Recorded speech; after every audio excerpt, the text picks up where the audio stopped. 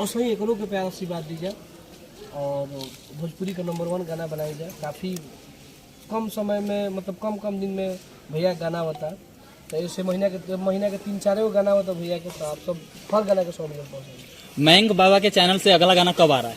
मयंक बाबा के चैनल से गाना थार में हथियार गाना के हम लोग वीडियो शूट नहीं किए हैं और शूटिंग करने का प्लानिंग 1-2 दिन बाद हम लोग शूट लगाएंगे।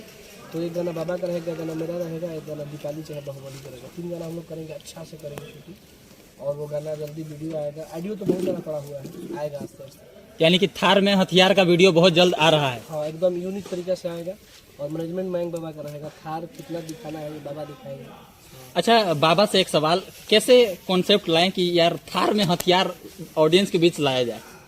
देखिए ये सब मतलब ब्यास के साथ रहने पे ही समझ में आने लगता है कि किस टाइप का गाना गाते हैं। ऑडियंस खुद जैसे हमारे मतलब टीम के मतलब हमारे जितने बंदे मतलब दोस्त हैं, परिवार वाले हैं, तो इनका गाना सबसे सगे हमारे दुबे बाबा है, थोड़ा सा कैमरा में रहेंगे बाबा तो ठीक है। टाइटल इन्हीं का दिया हुआ है। अच्छा, थार में हथियार। और बाबा के चैनल से हमारे को गाना बाजे रहे कि नेता ना कोनो विधायक हो, मजनू हमारे खलनायक हो। उससे भी बड़े बड़े गाना हम लोग करेंगे और हम लोग अपने यूनिट को और बड़ा कर रहे हैं और कोशिश करेंगे जो भी वीडियो हो शूट, उससे जो भी अगला वीडियो शूट हो अच्छा हो। जल्दी कुछ नया आने वाला है। टुनटुन भैया, अभी हाल ही में प्रशासन वाला जो गाना है वो गाना 17 नंबर पे ट्रेंडिंग में, क्या कहिएगा इस गाने के लिए? देखिए, पब्लिक तो हमारा सारा गाना को प्यार आशीर्वाद देता है। हम जो गाना गाते हैं दिल से गाते हैं और जिनके साथ रहते हैं दिल से गाते हैं। हमारे साथ जो भी जुड़े हैं सब लोग हमको दिल से चाहते हैं कि टुनटुन यादव को हम लोग हमेशा ट्रेंड करवाएं, हमेशा इनका गाना बजवाएं, एक तरफा राज करवाएं। हमारे साथ जो भी जुड़े हैं सब लोग हमारे पीठ पीछे और हमारे सामने हमारे लिए खड़े रहते हैं, चाहे जो भी हो। और तो हम लोग के टीम की इतनी मजबूती है ना कि हम लोग हर गाना ट्रेंड में ला लेते हैं। हम लोग प्रमोशन के चक्कर में नहीं रहते कि भाई इनको प्रमोशन कराइए, लेकिन प्रमोशन कुछ गाने का होता है तो वो भी अच्छा बात है, लेकिन हम लोग का टीम मजबूत है। हम लोग दिन रात कोशिश करते हैं कि हम लोग यूट्यूब से लेके रील्स पे हर गाने को करवाएं। ये वो तो बहुत अच्छे इंसान हैं और हालांकि हमारे लिए फर्स्ट बार हम उनसे जुड़े थे तो पटना में मतलब मुझे कोई वीडियो डायरेक्टर जानता भी नहीं था।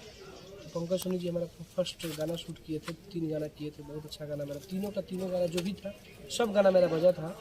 और जाते जाते पंकज सोनी जी से हमारा ऐसा कॉम्बिनेशन हो गया कि हम जब भी सेट पर मिलते हैं तो हमारे गार्जियन में बड़े भाई हैं और हमारे लिए हमेशा वो खड़े रहते हैं, हम भी उनके लिए खड़े रहते हैं।